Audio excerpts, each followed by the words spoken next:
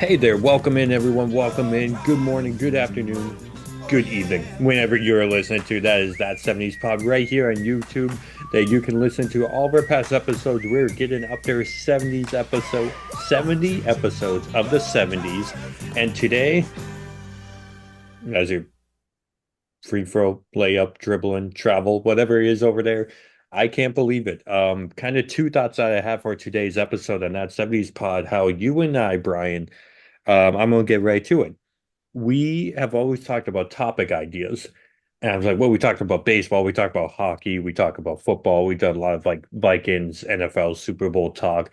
What about like Timberwolves? And you're like, I never really like basketball wasn't really a thing. Like I was aware of it, but I wasn't really a fan. And then the second thought I have is when we did certain episodes where you're like, I don't know how we've done so many of these, and I just thought of this and then we talk about it, or it's just that, and then we talk about it. We have a really fun episode. And when that really pops up in my mind, speaking of NFL, I was about to do a playoff game, and you called me and said we were going to do Scooby Doo. I can't believe we haven't talked about Scooby Doo yet. That was such a big thing in my childhood. And when I think of and then we did like the Scooby Doo movies. That was like the main point of that episode. And what I think about the most is the Batman episodes and the Harlem Globetrotter episodes. So now I want to talk about basketball and then come into an idea of like, no duh, how have we not even covered that yet? Is today's topic. That's right. We were talking about the Harlem Globetrotters that have been around since the early, like way, way long ago. Almost 100 years now. I think next year it'll be 100 years from the research I just did. And before we dive into your memories of the Harlem Globetrotters throughout the decade of the 70s, how are you on this fine Monday evening that we're recording? Well, I'm actually on vacation this week, sort of, from my main job, my full-time job. I'm Hmm. taking a week off and spent most of my day off mowing lawn and fixing the lawnmower and dodging rainfall and so um, I'm a little tired, and actually, it's good to just sit down and in my outdoor studio now, and I'm looking at my freshly cut lawn. But it's getting to be fall here, Andrew. So one of the trees is has littered my beautiful lawn with yellow leaves, and I don't know. I'm just a little annoyed right now, but I guess 'tis the season. We're in mid-September. I'll probably only have to mow maybe one more time before the end of the season, and then I'll be complaining because I'll have to shovel.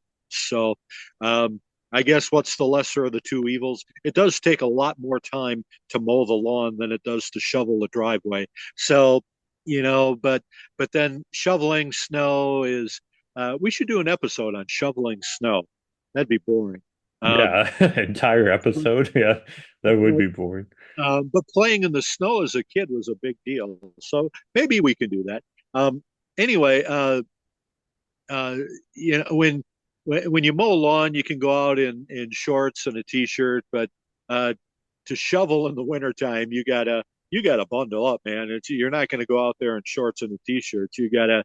I mean, it's an event to get dressed with scarves and hat and gloves and boots and all that stuff, just to go out and spend maybe 20 minutes to shovel the driveway. So, um, yeah, I don't go. I don't know what the lesser of the two evils are. Uh, I mean, I guess they're both rewarding when the job is done. But I can sit here outside now and look at my freshly cut grass, and half of it looks good, where the trees are still solid, but the other half, where the trees are shedding, it doesn't look so good. So this date last year, we actually recorded on September 15th, and that was episode 20 of Playing Football with Your Friends. And as we record today, with a whole year forward, September 15th, we're at episode 68. Can't believe it. We're at episode 68. And we are talking about a group of guys that I guess were, playing outside with their friends, so to speak. So as mentioned, we're talking about the Harlem Globetrotters. The best way to describe it for people that might not be too familiar with it is, yes, you have your high school, you have college, you have basketball, NBA, you have pro. Those are like the three like that you can watch. But this is like it's not it's not minor league. And it's not college, but they're not like going for like the NBA Cup, right? They're not playing against the Timberwolves or the Lakers, Celtics, whoever the case is. I know that you were aware of basketball as a kid growing up. You might not watch as much as you did with the Vikings and the Twins. Um, but when it comes to this division, so to speak, this team, what's like your earliest memory of it? Was it watching it on TV? Was it merchandise? Because for me, we had this ball growing up, this basketball that was red, white, and blue that said the Harlem Globetrotters on it. I believe it was yours. And that's the first time I ever even saw the logo or heard of this team that wouldn't play basketball. They would just do magic tricks on the court to make their opponents look stupid. And that was like the first memory I have of the Harlem Globetrotters. So what was your first memory of finding out of today's topic, the Harlem Globetrotters during the 70s? Well, sometime in the 70s, I'm guessing the early 70s, Andrew, um, my parents actually, or my mom, specifically my mom, uh, said that, would you like to watch some some trick basketball or some funny basketball? And I knew what basketball was because my older brother Bruce used to watch the NBA, especially during playoff time. Hmm. And in the 70s, it was always the Lakers and Kareem Abdul-Jabbar and the Celtics. That's a great And actor. yeah, okay. Yeah, yeah, yeah. Yeah. My name is whatever the airplane movie. Roger Murdoch. Roger Murdoch. Thank you. Yeah. Um, but it was always the Lakers and the Celtics, uh, and maybe a couple of other teams, the New York Knicks, that were always in the finals. So I was aware of those teams. And when my mom said, "Well, do you want to watch some funny basketball or some trick basketball?" I guess I really didn't know what she meant.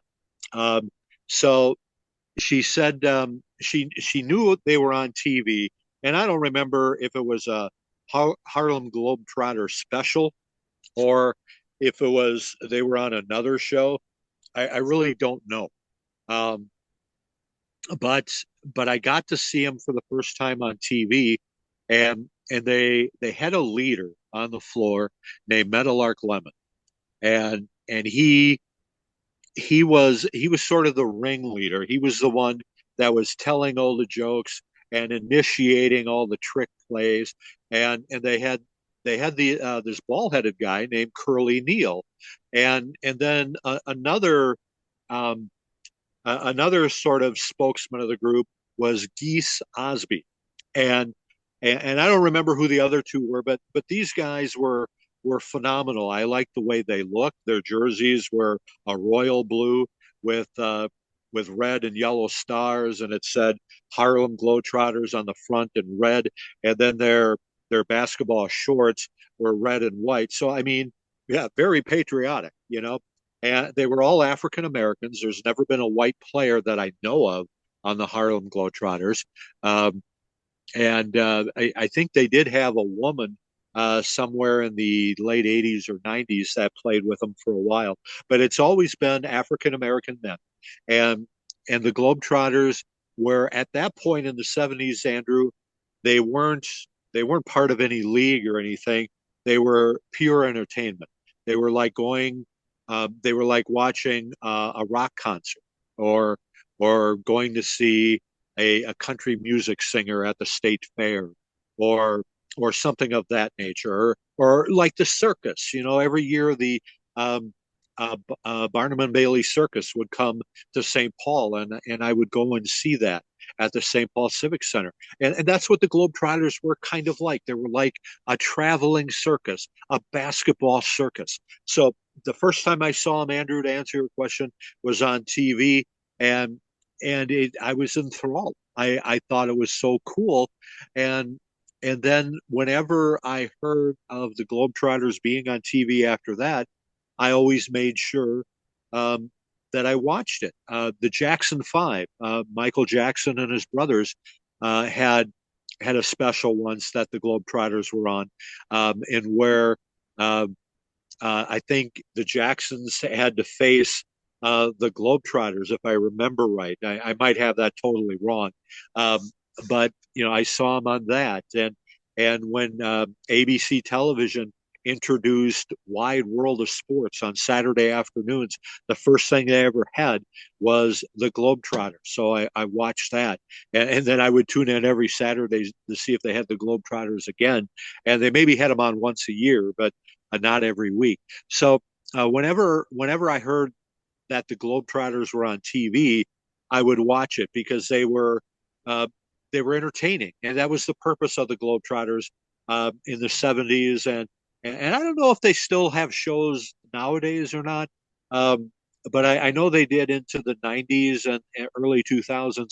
I don't know if they still tour or not. They probably do, certainly with different people. But um, my memories of the Globetrotters were Meadowlark Lemon, Curly Neal, and Geese Osmond. I they actually do tour. I know one of the guys like on the team.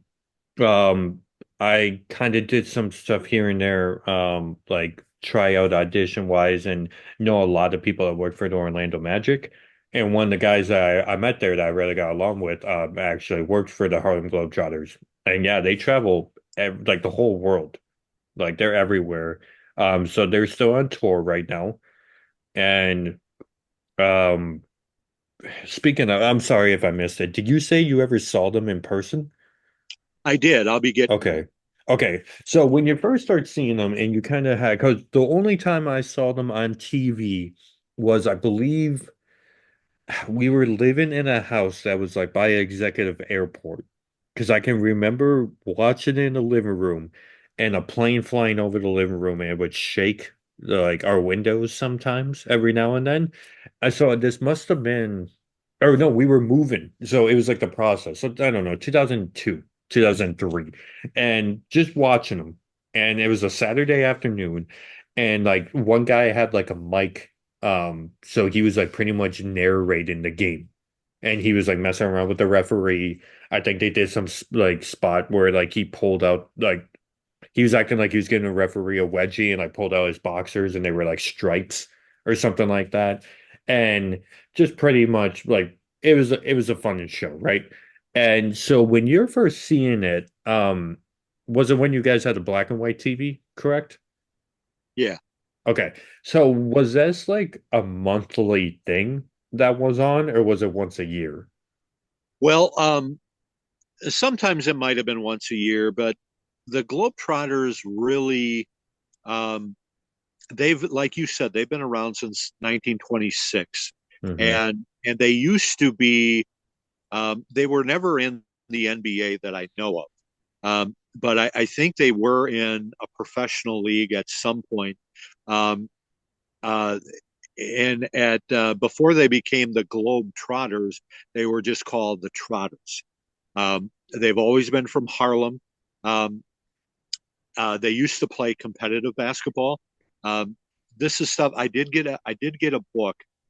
If you remember back when you were in grade school, Andrew, like once a month, you would get this flyer to take home and show mom and dad.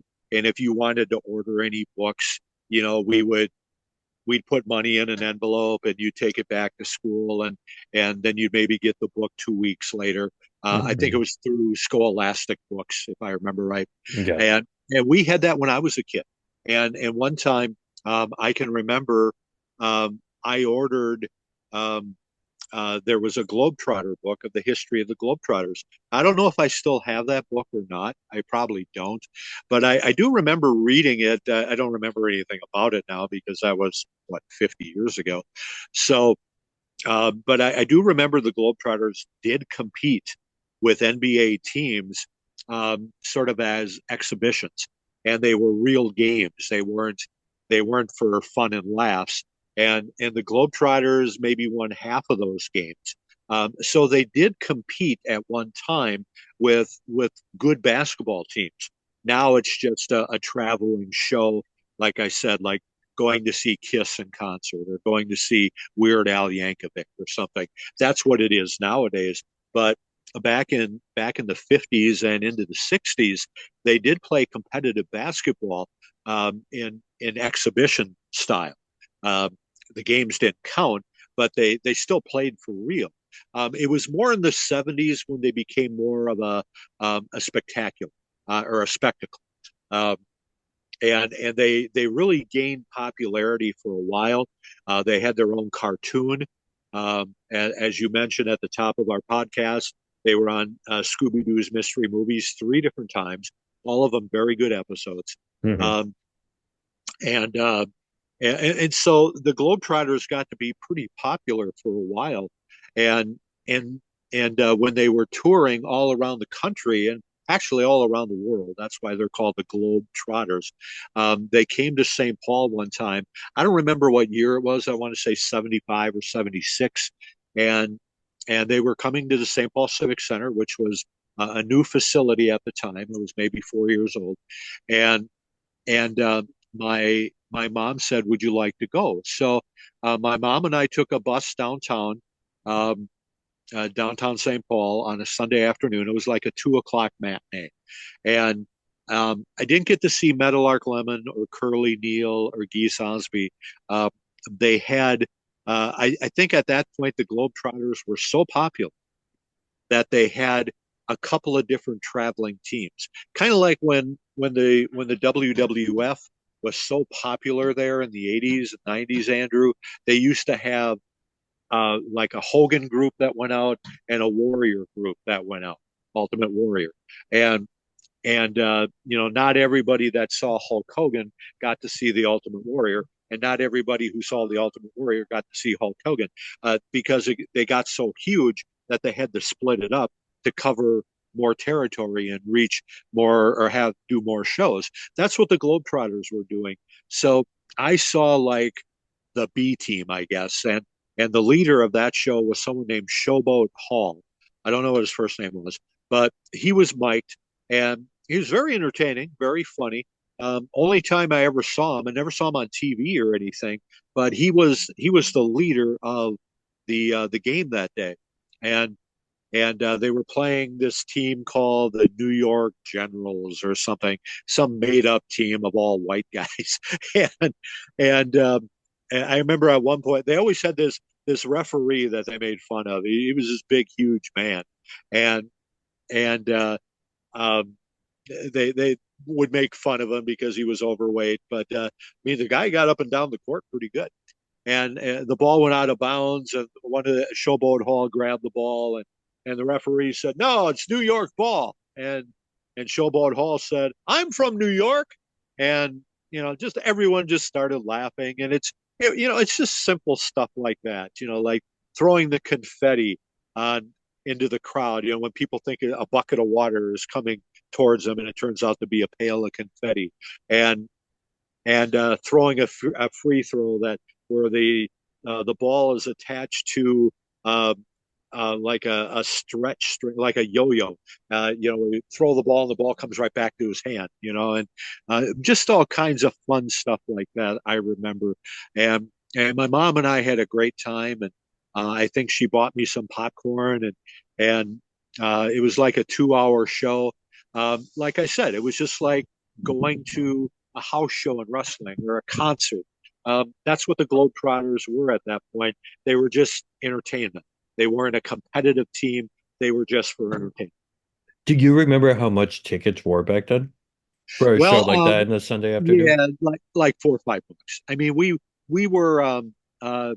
I think you've been in the old Civic Center before they tore it down. Maybe once you were there, Hmm. and when you were really little, and we were about halfway up. Um, it wasn't full by any means. That arena held about 15,000, and it was about half full. So maybe people got word that Meadowlark Lemon and Curly Neal weren't there, and that it was like the B team. Um, but I didn't know that, and I really didn't care. I was a little disappointed Meadowlark Lemon wasn't there because to me, he was the leader of the team. He was he was the star on the cartoon show, you know. And they even had a song about Meadowlark. on the cartoon show, and I still remember how that goes. Meadowlark, Meadowlark, what would we do without you, Meadowlark? And that was 50 years ago, and the song is still in my head, Andrew. Uh, that's that's how big the Globetrotters got for a while. And it's just like any other fad where, it rides a wave for a while, and then it, kind of fades away. But they still tour, like you said, they're still touring.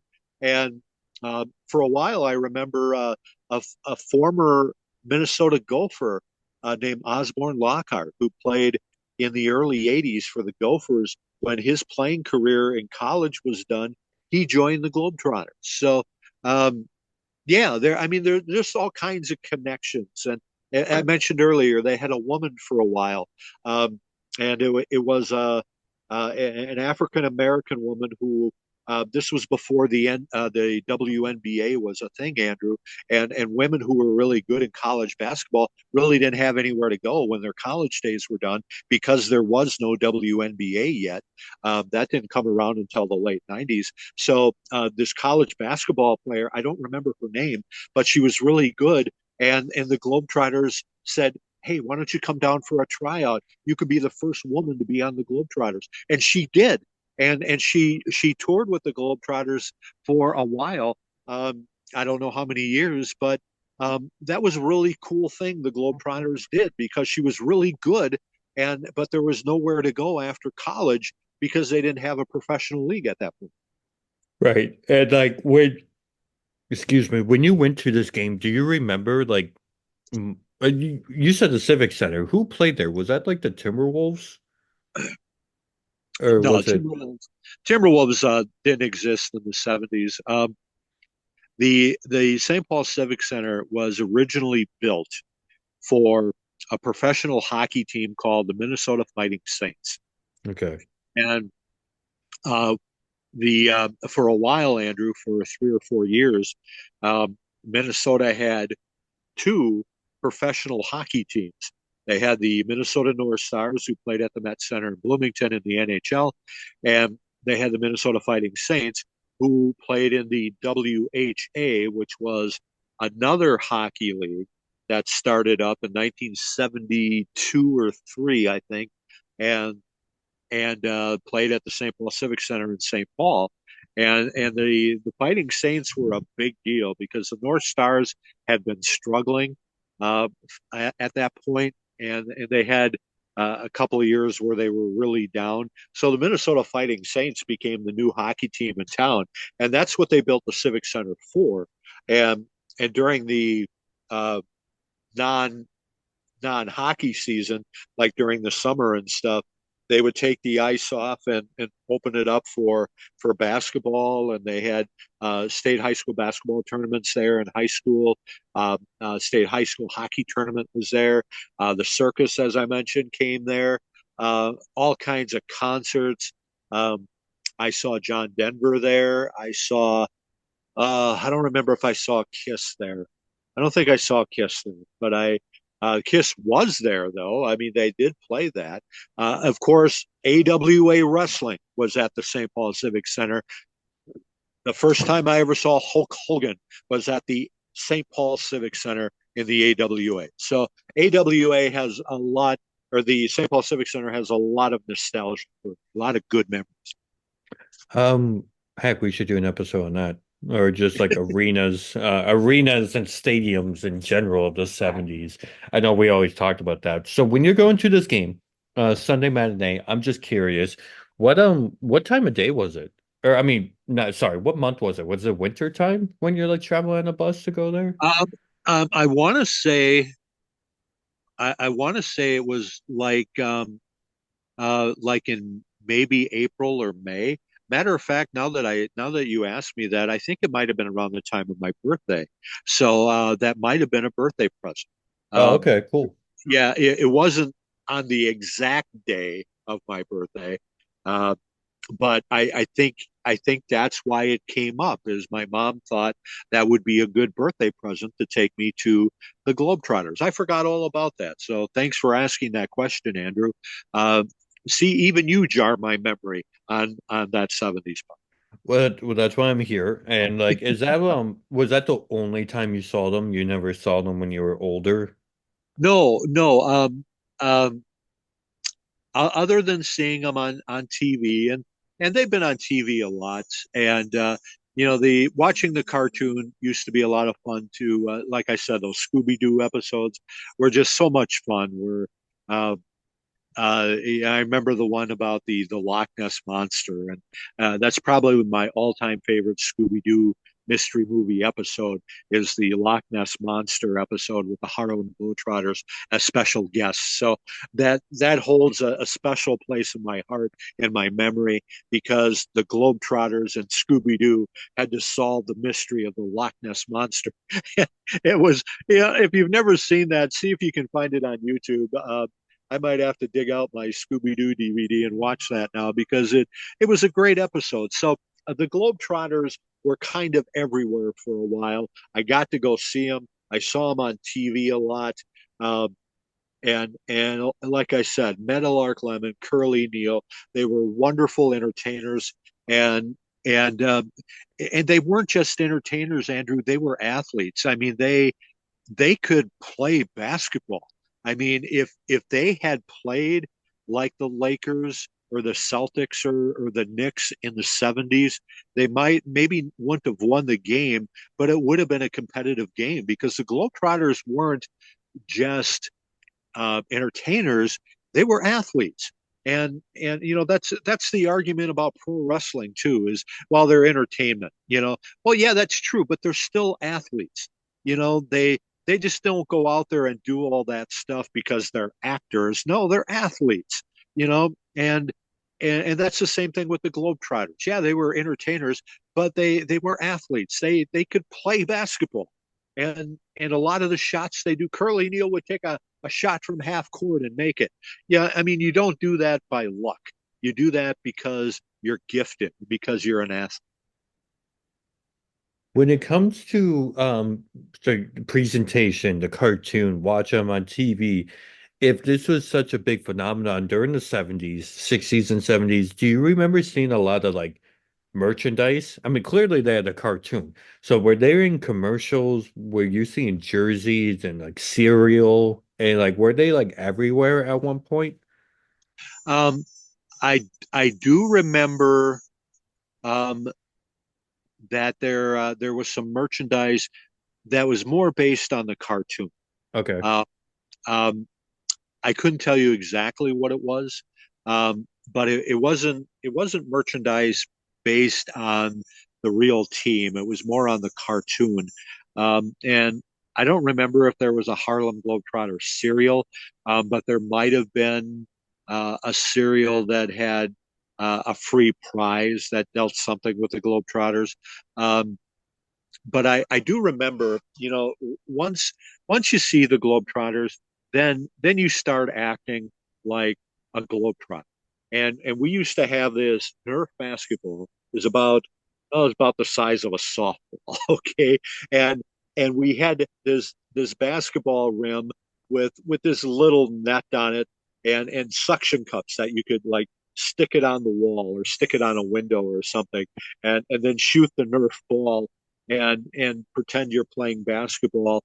And my brother and I would pretend like we were the Globetrotters, and you know we put the ball behind our back, and you couldn't dribble it because it was Nerf, but we would just do like we would pretend we were really cool and doing all this fun fancy stuff, and but that's what you did because you thought the Globetrotters are so cool. You wanted to do what you saw on TV, and and that's like anything, where you see, I keep bringing back pro wrestling, but you see wrestling on TV, and then you want to wrestle with somebody, or you see football on TV and you want to go out and play football with your friends. So when you saw the Globetrotters, then you acted like the Globetrotters. And when my brother and I did actually have a real basketball hoop in basketball, we would do trick shots out in the driveway when we lived in St. Paul, and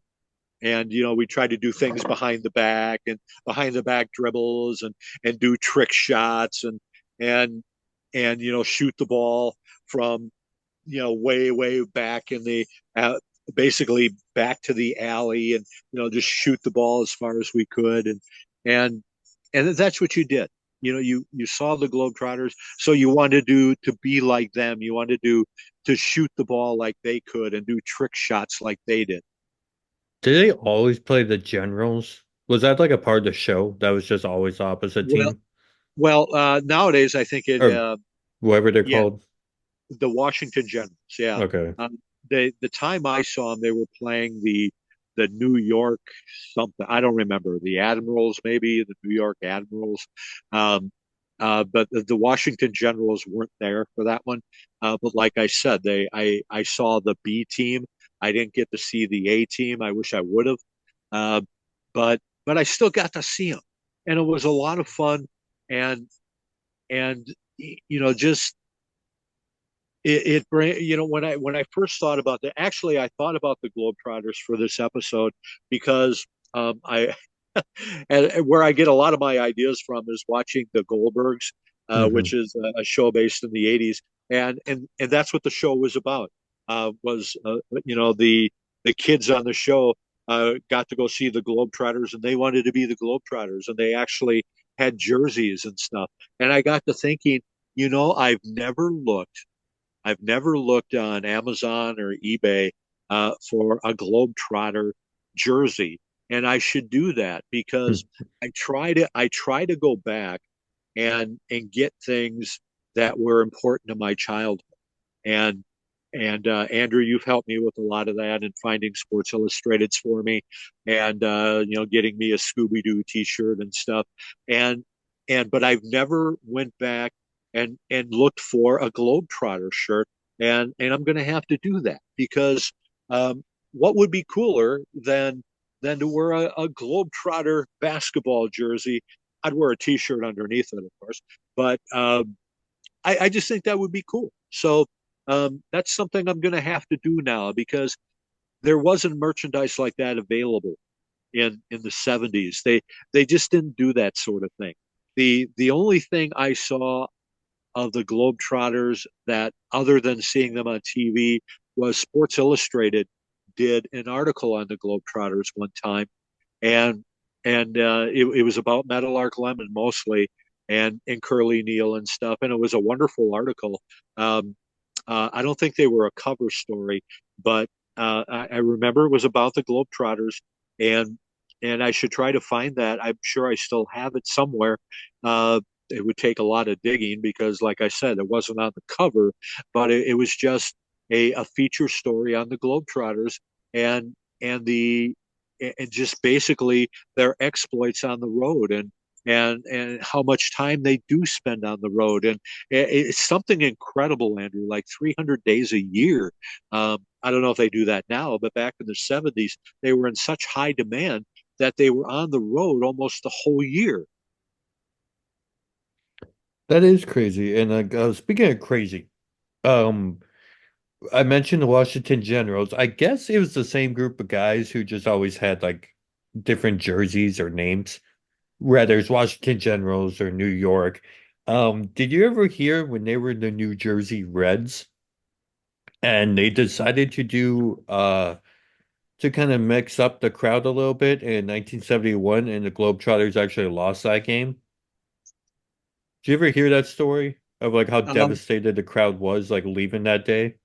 um, yeah, and I thought that was maybe in the '60s. I do know that story.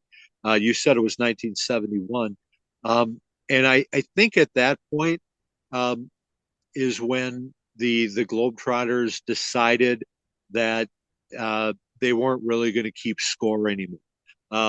And I think they kind of jokingly keep score, but um, Hmm.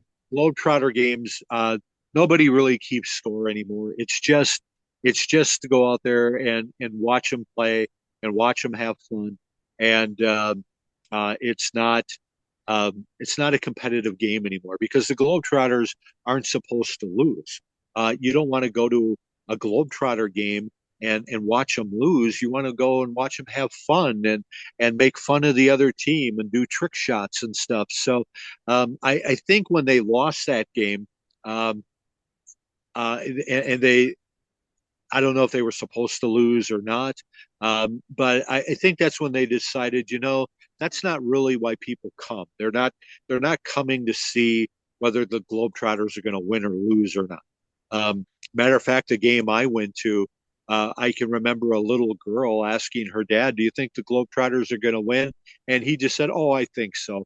And even at that point, oh, uh, I was maybe 12 or 13. And, even at that point, I knew that the Globetrotters don't lose. That's not the purpose of this. It's, they come to have fun. It's not competitive. I didn't say anything to the little girl, but um, so I think that's when the decision was made. I might be wrong on that, but that would be my guess that, yeah, the Globetrotters aren't supposed to lose. People aren't paying money to watch the Globetrotters play a competitive game and lose. They're coming to see all the fun and the antics. Definitely, yeah, because I remember in third grade we saw the Shriners Circus, I think it was called. I don't know Yeah. if it's still around anymore. Same thing. It was on the state fairgrounds, and it was very much like, oh, somebody screwed up a trick or like a spot, but that was like a part of the show because and then they would fix it and correct itself and something like that. And just buying into every moment of it.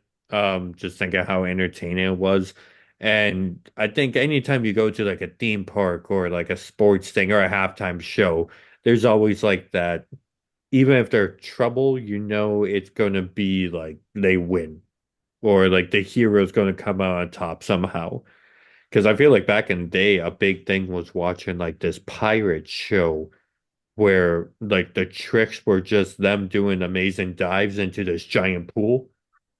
And I know we saw it at least 3 or 4 times on places we just ended up at. So a guy would do like an 80-foot jump, or like, someone would like attack the sailors, but they would like win somehow at the end, even if they screwed up or something like that. So I take it that's how like the Globetrotters were. It was just kind of like a family basketball's the theme, but it was just like family entertainment. And as we're wrapping up kind of today's episode, because talking about when you saw them on TV, the cartoon, I'm looking at pictures, it just looks like it's the exact same drawings from the Scooby-Doo version of the cartoon. Were you Yes. watching this? Were you watching this on Saturday morning, like every Yes. week? Yeah.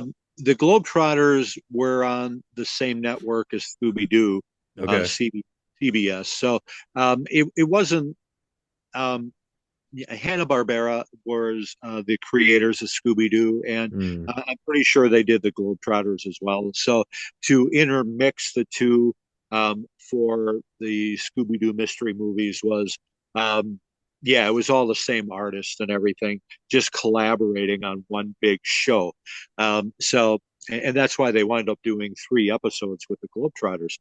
And the voices of the Globetrotters were not the actual voices of Meadowlark and Curly and Geese and lame. Babs. Yeah. Um, Matter of fact, I did see once Scatman Carruthers, who was a character actor for years, and he was on Chico and the Man in the 70s with Freddie Prinze and Jack Alderson. He did the voice of Curly Neal on the cartoon. I don't know who did Meadowlark Lemon, so uh, or maybe I have that wrong. Maybe he did Meadowlark, but I don't know who did Curly Neal. So there were, I mean, there were some famous people involved with doing the cartoon and the Globetrotters themselves. I can remember there was an episode of Gilligan's Island once. This was not the original Gilligan's Island, but they made some special episodes of Gilligan's Island, like in the 80s, late 70s, early 80s, and where they were finally rescued, and then they went back to the island and made a resort, and they had the Globetrotters come and play. So the Globetrotters were actually on an episode of Gilligan's Island, and you never knew where the Globetrotters were going to pop up, and Um, they were on. There used to be a show in the '70s. My brother and I used to watch called White Shadow, and it was a show, Andrew, about a former NBA player, a white player, that got injured and couldn't play anymore, and so he got a job coaching um, a high school team in in the Watts area of Los Angeles. So he had a mixture of Hispanics and Mexican Americans and Black Americans on the team, and and there was an episode. It was so funny because his team was so good for a while, and they started whenever they were playing their high school basketball games, they were acting like the Globetrotters, and and uh, and other coaches were getting mad and stuff. And so um, the coach of the team happened to know one of the Globetrotters and and said, "Hey, could you do me a favor and and just come down and play my team? But I don't want you to dress in your gear. I just want you to wear sweats and stuff so they don't know who they're playing." And and so these old guys, just dressed in sweats and and loose fitting shorts and stuff, were playing this high school team and just schooling them, just beating the tar out of them. And this high school team, they they um uh they went in the locker room. They said, "We're not going back out there, coach. They're just kicking our butts." And the coach said, "No, no, you're a team. You're going to get out there and you're going to finish the game against these guys." And then when they went back out there, they were dressed as the Globetrotters and doing their warm up routines, with the music playing, Sweet Georgia Brown. Everyone's heard that, da da da da da da da da da da da, and and uh, and this high school team, their mouths dropped open and they said, "Man, we were playing the Harlem Globetrotters," and they didn't even know it. So I was just, and the Globetrotters did things like that. They had a lot of exposure in the '70s, and it was fun to see them on things like that, and it rubbed off because the Minnesota Gophers basketball team in 1972, when Bill Musselman was the coach, they installed their own warm up routine, and they played Sweet Georgia Brown before the game started, and they were all dressed in their warm ups, and they were all standing around doing Globetrotter stuff to entertain the crowd at Williams Arena on the University of Minnesota campus. So I mean, it touched everybody, Andrew. And I think high school teams were doing stuff like that too, because everyone wanted to be like the Globetrotters. And, once they figured out how to do a few of the tricks and spin the ball on the finger and all that stuff like Curly Neal did, that everyone wanted to be the Globetrotters. And they were a huge phenomenon in the '70s. I'm glad I got to go see them, even though it was the B team. Um, and just great fun. Great, great fun. And I have very fond memories of the Globetrotters. And that is my last question for you today on today's episode. When it comes to rather the game you're in person or watching it on TV, is there one trick or segment that you remember the most that really impressed you or I always stands out? I always tried to spin the ball on Hmm. my finger. I could never do that. To this day, I don't know how people can do that. I see people do it. People I know can do that, and it's like I don't know Hmm. how they do that. Um, because I spin it, and the thing goes flying out, towards the garage or something. And um, I think one of my favorite things is what would have to be um, well, actually, there's several. The yo-yo basketball, where they're bouncing the ball, and it's really basically a big yo-yo is what it is. And then when you shoot it, the ball comes right back to you. That's one of my favorites. Another thing that happened at the game I was at was they had a glass basketball. Where the Globetrotters gave it to the other team, and the guy went to dribble it and it just shattered on the court because it was a glass basketball. Mm. Uh, and then then of course they have to sweep it all up because you got shards of glass everywhere. But things like that were just funny. Or when a member of the other team is shooting a free throw and a Globetrotter sneaks up behind him and pulls down his pants and he's standing there in his boxers. Um, just pantsing the guy or pantsing the ref or throwing the confetti in the crowd. There's just so many great things, and it's all family entertainment. Nothing is nothing is gray line material or suggestive, and it's just about family entertainment. and and I think that's why they were so hugely popular, because it was rated G. It was something you could bring the whole family to, and nobody would be offended, and everybody would have a good time. And that basketball that I was talking about that I saw as a kid, do you remember where you got that? Um, I do not. I think I might have won that in a raffle, um, possibly when I was in school, and I just kept that ball. I don't know if I still have that. There's there's a box of basketballs and other kind of balls in the garage, and I don't know if that's in there or not. I'll have to look for that sometime.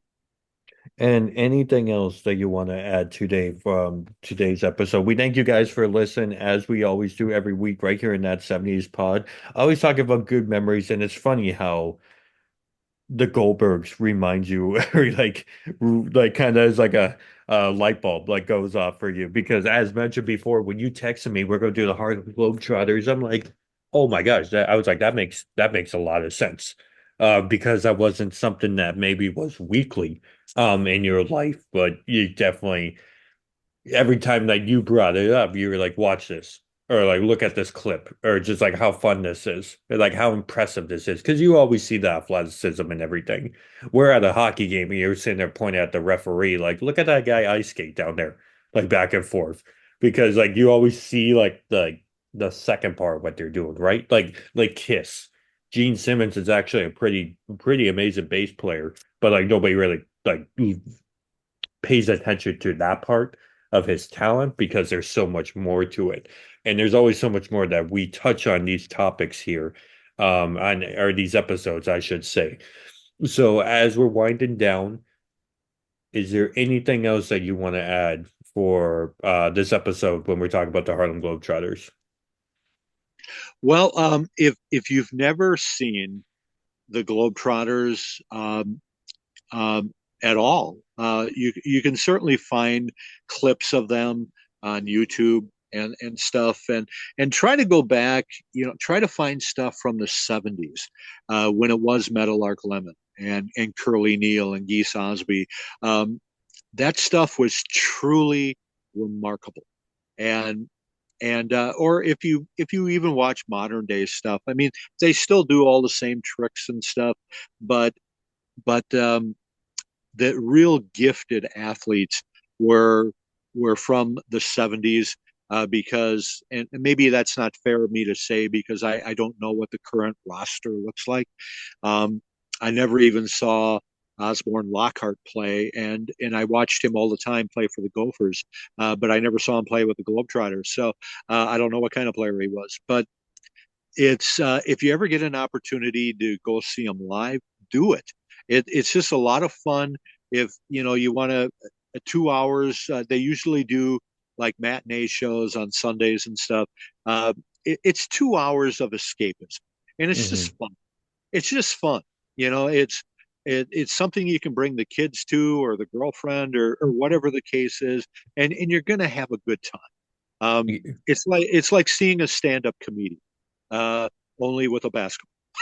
So, Yeah, definitely. Because you could go to the website. They're actually coming next year, January, February. They'll be in Bemidji, um, and then Rochester are the two Minnesota ones I found. yeah, And then they're gonna be in Florida and all. And I think I found it, the basketball that was, because it says this was from the 70s and 80s, signed by Curly, with the yellow writing. Is that it? yeah, it looks something like that, but I don't remember where I got that. I think I won it because that's not something my parents would have bought. Um, so I think that's something I won because it wasn't a legal size basketball. It No. was smaller. Um, Yeah, so definitely. And I did win in another raffle. I remember at a grade school. I won a cakewalk, and I won a regular size basketball. And and that was the only basketball my brother and I ever had. So, which is kind of weird. But anyway, yeah, For our listeners, you gotta describe what a cakewalk is. And it's a like cakewalk. Okay, well, a cakewalk um, is because that's a originally, term that people use when something is like, oh, this will be easy. They say it'll be a cakewalk. yeah, I it wasn't. Now that I think about it, a cakewalk was if you would win an actual cake if you land on the number that was called. It's like Because musical chairs, right? yeah, but there were number like pieces of paper on the floor with numbers on them, and you would go in a circle and step from number to number to number, and when the music stops, and then they would call out a number, and if you were standing on that number, you'd win the cake. So it was like that. It was like musical chairs, but I don't remember what the game was called. But I won a basketball. So it was like a cakewalk, but it wasn't a cakewalk. Definitely. And recording these episodes with you is always fun. It's always a cakewalk to do a recording with you every week when we do. And we have plenty of episodes that you guys can go back and listen to archives. As we mentioned before, we're trying to do 70 episodes of the 70s, even though we had like some best of Q&A, part one, part two. And then we're going to be tackling the 80s.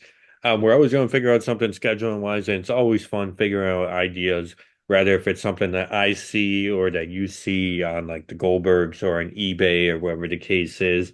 And look at that. Harlem Globetrotters. That was actually a really insightful episode because I've heard of them, but I don't know a lot about them at all. And you re you said you knew what was that song that you said earlier? The the metal. metal the So metal art song. do you know the theme song? Do you remember that of the cartoon show as we wrap up today? I don't remember the theme song.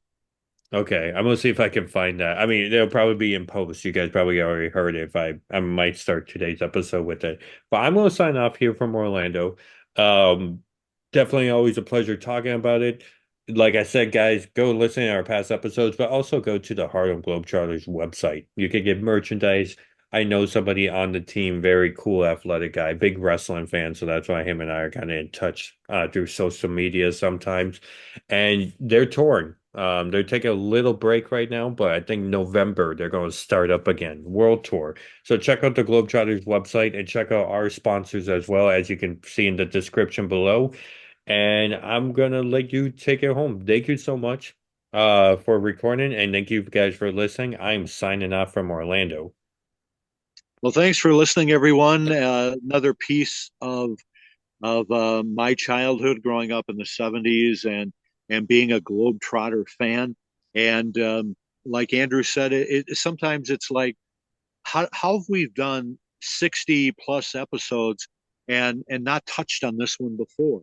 And sometimes you just forget about things, and in something jars your memory, like watching an episode of the Goldbergs on TV, and I jumped off the chair and I looked at my wife and I said, "The Globetrotters. That's what we're going to do our next episode on, the Globetrotters." And my wife just looked at me and said, "Okay." So that's the fun part of doing the show is jarring not just my memory or uh, giving Andrew some insightful tidbits about his dad, but getting to talk about things and maybe helping people remember the first time they ever saw the Globetrotters or heard about the Globetrotters or saw them on TV or those episodes of Scooby Doo. Um, that's why this is so much fun. So thank you for listening and indulging us every week. And we'll come up with another topic, like Andrew said. Maybe we'll talk about sports stadiums that I visited in the '70s. because a lot of fond memories for me there too. Going to old Metropolitan Stadium where the Twins and Vikings played, or the Met Center where the North Stars played, or the St. Paul Civic Center, or maybe even the old Minneapolis Auditorium where AWA wrestling used to be a mainstay for a long, long time. So until next week, thanks for listening, everyone. Have a good week and God bless.